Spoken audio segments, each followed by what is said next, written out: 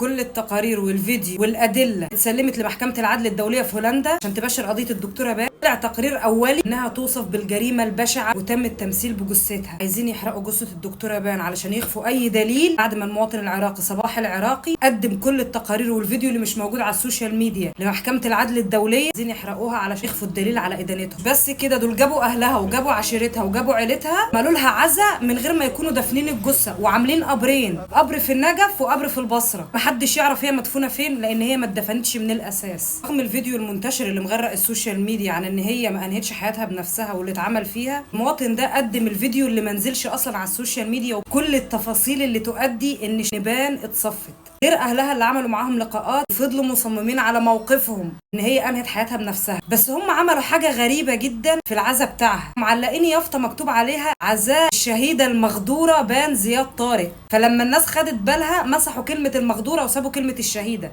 تفتكروا دي رساله مبطنه هم باعتينها عشان مهددين وخايفين الناس اللي صفت الدكتوره بان؟ عارفين ان الموضوع ده هيتحل في ثانيه الا ثانيه لو سيد المقتدى تدخل في الموضوع.